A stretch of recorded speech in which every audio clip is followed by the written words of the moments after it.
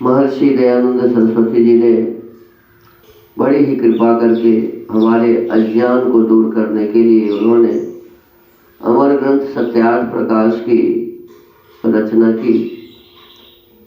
इस सत्यार्थ प्रकाश में 14 समोल्लास हैं। प्रथम समोल्लास में ईश्वर के ओंकार आदि नामों की व्याख्या है। द्वितीय समोल्लास में संतानों की शिक्षा।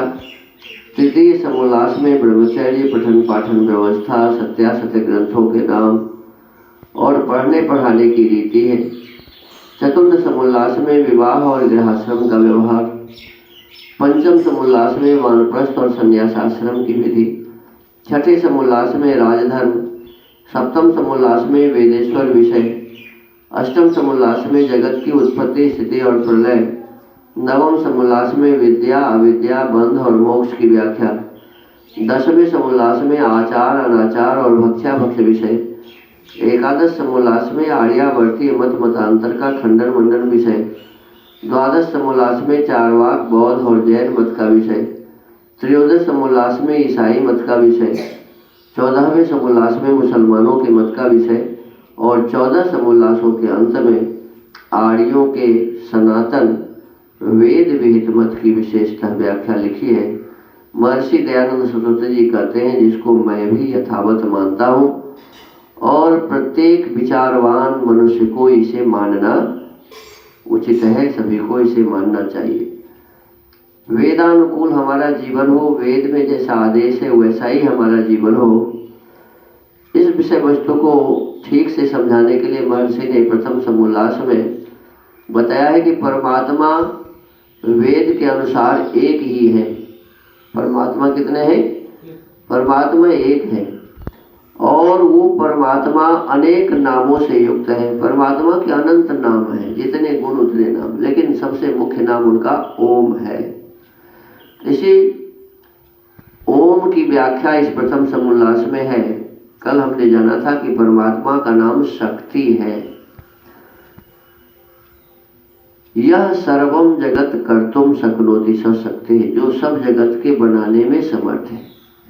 संसार में जितने भी पदार्थ देख रहे हैं, दूर दूर और नजदीक से नजदीक, छोटा से छोटा और बड़ा से बड़ा, इन सभी पदार्थों को बनाने वाला वही परमेश्वर है। इसीलिए उसको बनाने में परमात्मा समर्थ है। वो सबको बना सकता है, इसीलिए उसको शक्ति कहते हैं। आज है कि परमात्मा का एक नाम श्री भी है। श्रीय सेवायाम, इस धातु से श्री शब्द सिद्ध होता है।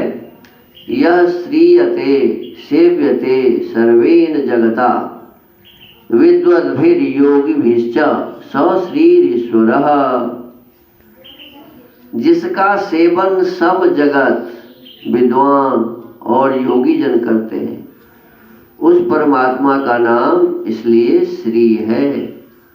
चाहे बहुत बड़े विद्वान भी क्यों नहीं है, ऋषि हैं, मुनि हैं, वे सभी परमात्मा का सेवन करते हैं, उसी ईश्वर को जानते हैं, मानते हैं, जानने का प्रयास करते हैं, उन्हीं के आनंद को प्राप्त करते रहते हैं। इसीलिए सभी विद्वान के द्वारा, सभी योगी जनों के द्वारा जो प्राप्त किया जाता है, जो सबके द्वारा सेवन किया जाता है, इसीलिए उस परमेश्वर का नाम श्री है।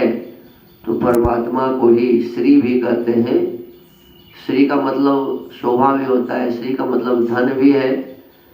तो धन और शोभा तो जड़ पदार्थ है, लेकिन इस श्री का मतलब यहाँ जब परमात्मा होता है तो परमात्मा चेतन है, सच्चिदानंद स्वरूप है।